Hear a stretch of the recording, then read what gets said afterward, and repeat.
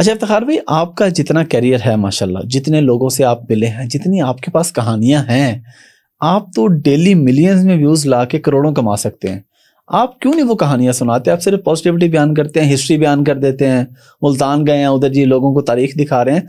आप तो सिर्फ अगर ऑफ द रिकॉर्ड और ऑफ कैमरा जो वाकयात तुम्हें सिर्फ वही बता दें, कौम तो वो सुनना चाहती है और उससे आपको पैसे भी ज्यादा आएंगे।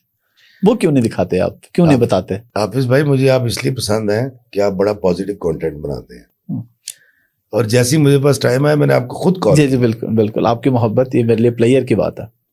मैं इस काम को अपने, मैं नहीं चाहता कि मेरे मरने के बाद कोई ये बताए कि इफ्तिखार रफ़ी ने ये वाला वीडियो बना के या इस वाक़े को बढ़ा चढ़ा के बयान करके या सियासत में ये गंद घोल के या मज़हब की ये वाली एंगलिंग करके पैसे कमाए थे।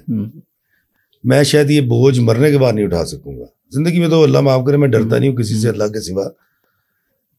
एक चीज़ तयशुदा है, बिल्कुल उस समा सट्टा जाने वाले इंजन की तरह कि मैंने जाना ही समा सट्टा है, तो मैं उस ट्रैक पे हूँ सर, मैं राइट लेफ्ट नहीं हो सकता। मैंने तय कर लिया। हालांकि मेरे पास बड़े बड़े छक्के मारने वाले मेरी ज़ात के हवाले से चीज़ें आई हैं, मैं उस चीज़ का आज भी जिक्र नहीं करूँगा। मैंने उस पर एक भी जाहिर है आपके पास इतने इतने वाकयात होंगे। अच्छा, तो आपने एक्टिंग क्यों छोड़ दी? अब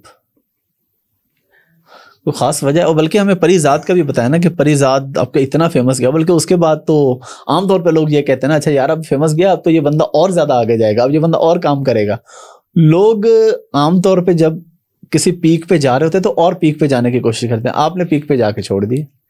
नहीं सर, मैं आपको बताता हूँ, पहले आपके तमाम देखने वाले ये जान लें कि मैं क्योंकि बहुत पहले लिखने लग गया था, और शायद इसलिए मेरे बच्चे अल्लाह ताला ने पाल पोस के बड़े भी कर दिए माशाअल्लाह, और मैं बाइज्जत भी हो गया, पैसे भी इतने आ गए कि मेरी जो गुर्बत थी वो उसे जान छूट गई। मैं राइटर हूँ बुनियादी तौर पे, और मैं तय कर चुका हूँ कि मैंने लिखना है, ठीक है। और उसके लिए मेरी लाइब्रेरी में जो 1800-1900 किताबें हैं वो मैं तकरीबन सारी पढ़ चुका हूँ। बड़ी मेहनत की, लिखने मुझे बड़ा मजा आने लग गया, पैसे भी आने लग गए। करमजली लिखा, किसी अपना कहें लिखा, बहनें ऐसी भी होती हैं लिखा, गलती लिखा, नागन लिखा, बहुत लिखा जी जी। तो अल्लाह ताला ने आसूदा कर दिया।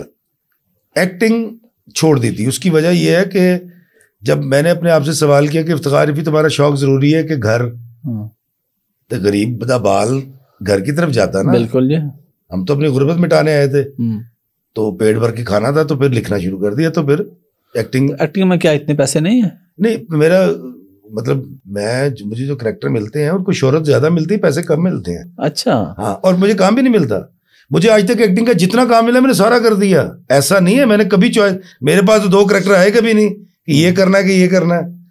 ये आप देखें, ये आंखें खोल देने वाली बातें हैं। लोग समझते हैं कि पत्नी क्या हुआ होगा। जी जी।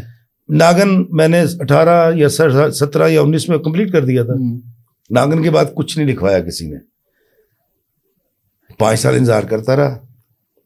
बीच में गुल्लू बादशाह आया, वो कर दिया। फिर बाबा रांझा का करैक्टर आया, दिल ना उम्मीद तो नहीं, वो कर दिया। बीच में कमाली आया, कमाली कर दिया। ये तो वो पैसे हैं जो पीनट्स हैं मेरे लिए ना। इतने से कम पैसों में घर कहाँ चलते हैं। तो कमाली पे आपको उम्मीद थी कि ये इतना हिट होगा?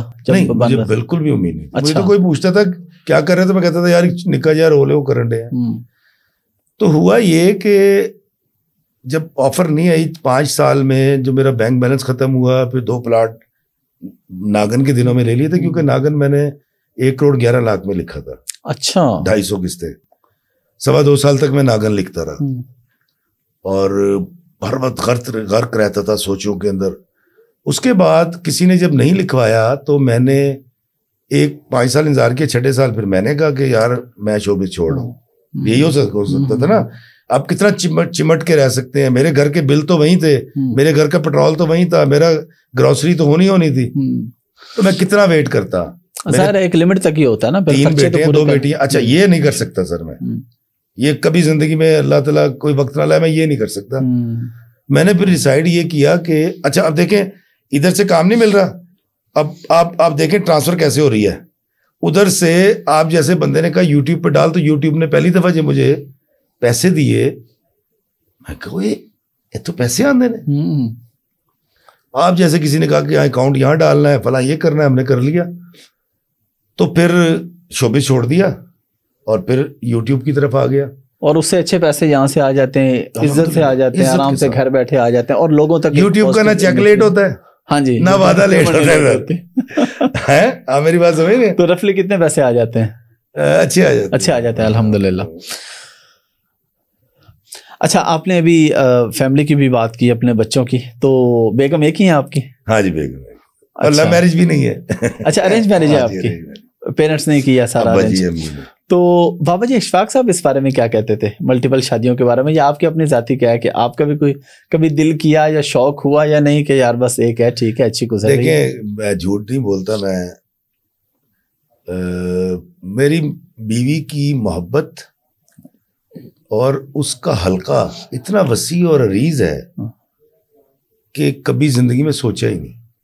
छेड़खानी जरूर करता हूँ बीवी से, मैं दूसरी शादी कर लूंगा, भला हो जाएगा, नथिंग सर। ये रिश्ता चलता ही मोहब्बत से है, बल्कि वो जो हीर रांझा लैला मजनू वाली मोहब्बत है ना, वो इस निकाह के बाद चाहिए होती है। बिल्कुल। तो मेरी बीवी, मेरे जो ससुराल वाले हैं वो बड़े सौखे हैं। वो मैंने अपनी किताब में चिकट शोले में लिखा है कि उसके घर में 2 AC लगे हुए थे और गाड़ी थी, और जब मेरे घर आई तो जुलाई का महीना था और एक पंखा चल रहा था ऊपर। उसने 1 साल पहला साल पंखे में गुजारा ऊपर वाले पोर्शन में, और अगले साल मेरे भाई ने मुझे एक 16,000 रुपए का कूलर लगवा दिया था, जिसमें वो 9 साल सोई है बच्चे लेके। मैंने आपको बताया मैं गरीब आदमी था। जी जी जी। 10 साल के बाद शादी के मैंने पहला ड्रामा लिखा, सीरियल, उसका नाम था मिठास, PTV पे चला, नजरुल इस्लाम प्रोडक्शन का, और वहां से मुझे 1,30,000 रुपए, 13 किस्तों के 1,30,000, 10,000 रुपए। अच्छा। तो मैंने फौरन 64,000 रुपए का AC लगवा के दिया था बीवी को। 10 साल के बाद? 10 साल के बाद।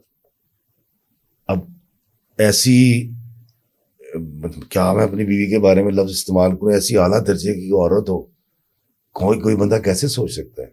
वैसे भी मैं मोहब्बत करने वाला आदमी हूं सर, मोहब्बत में शिर्क नहीं कर सकता।